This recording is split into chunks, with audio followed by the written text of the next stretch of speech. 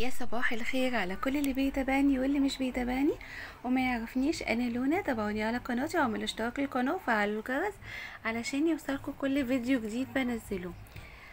تعالوا النهارده انا هعمل ام علي. وعايزه بقى وانا بعمل ام علي كده نتكلم شويه عن ابو علي عشان ابو علي مهمل خالص. تعالوا نتكلم على شويه حاجات هتخليكي كده.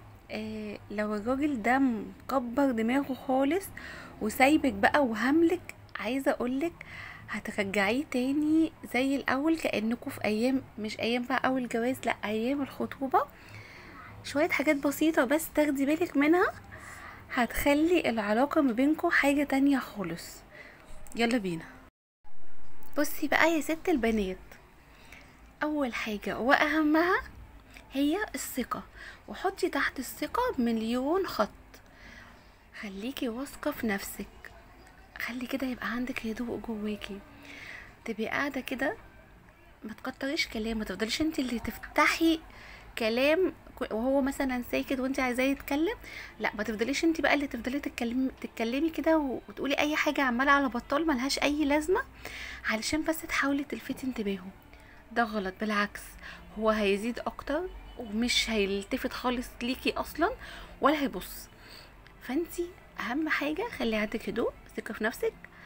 اتكلمي، مش بقولك تفضلي قاعده كده خالص، لا اتكلمي بس في المعقول، بلاش تتكلمي كتير. الكلام ده لكل ست عايزه تلفت انتباه جوزها. خليكي مختلفه، خليه يحس انك مختلفه.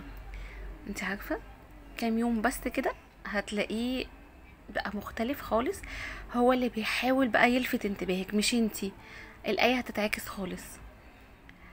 وخلي كده تبقي ايه، يعني تبقي دلوعة بس، دلع طبيعي، بلاش اللي هو التصنع، ما نبقاش بنتصنع. يعني دلع البنات الحلو ده بيبقى تأثيره حلو قوي. طبعا ما اقدرش اقولك تعملي ايه، انتي اكيد بتعرفي كده تدلعي، تعملي حاجات حلوة بدلع ببساطة بشياكة. ده ليه برضو ما تقفوريش قوي عشان ما يحسش ان هو ايه، ايه ده كل حاجة مجابة. لا، على فكرة الرجالة ما بتحبش كل حاجة تبقى مجابة. حاولي كده تبقي في الوسط، خلي انوثتك كده تظهر في كلامك، تبقي خلي صوتك حلو وواطي. بلاش الصوت العالي، الصوت العالي الرجالة بتنفر منه. خلي اسلوبك حلو، كلامك ناعم وانتي بتتكلمي معاه، محترمة. حاولي حتى وانتي مثلا عايزة تقولي رأيك او تتكلمي في موضوع، قولي بشياكة، بلاش العنف، بلاش ان انتي تشدي مرة واحدة كده في الكلام وتعلي نبرة صوتك. كل ده صدقيني هيكرهه جدا وهتضيعيه منك. خليكي كده جميلة، مش دايما حاسس انك متاحة وسهلة. يعني الرجالة بتحب كده الست اللي قدامهم ما تبقاش في ايديهم، بمعنى اصح يعني مش كل ما هيطلبك هيلاقيكي قدامه. مرة واتنين لا، تلاتة وخمسة لا. فخلينا كده، بتحيريه، ما بتخليش تبقى العلاقة ما بينكم دايما واقفة او على نمط واحد. في بقى حاجة حلوة قوي بجد، اي راجل في الدنيا بيحبها، تهتمي بتفاصيله الصغيرة. زي ايه مثلا؟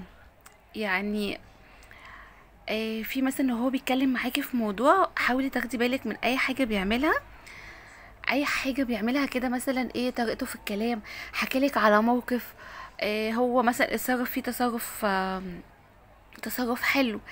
انت بقى مش عايزه اقولك بقى انت بقى ايه الحاجات اللي انت عايزه تقوليها كلها، ان انت تقولي له الله مثلا ده اللي انت عملته مثلا كان كويس، انا بيعجبني فيك كذا، ان انت بتمدحي فيه. وده طبعا مش دايما، بس اللي هو تقوليها من الوقت للتاني ومش على طول. الراجل بيحب كده جدا جدا جدا. اخر بقى حاجة خفة الدم. اظن احنا الستات المصرية مشهورين حتى بخفة الدم. خليكي كده خفيفة، ما تبقيش قاعدة بومة بومة، مش عايزينهم يقولوا علينا بوم، عايزين نبقى حلوين كده، خفيفة الدم. تقولي كلمة حلوة، آه تبقي قاعدة كده، قاعدة بتضحكي مبسوطة، في ابتسامة حلوة على وشك، ما تبقيش قاعدة مبوزة. حاولي يبقى هو القعدة اللي قاعدها يبقى هو مرتاح مبسوط في القعدة، ما تبقاش قاعدة كلها نكد. فاهميني ولا لأ؟ فيعني احنا بنحاول على قد ما نقدر نصلح الدنيا علشان البيوت كده تعمر وهي فبجد والله خدوا بالكم من كل كلمة بقولها. صدقيني هتفرق معاكي جدا وفي علاقتك بجوزك، وده مش صعب ومش وحش، وانك تكسبي جوزك دي حاجة حلوة جدا، وبيتك يبقى هادي، وربنا يهدي بيوتكم يا رب، وتبقوا دايما في احسن حال.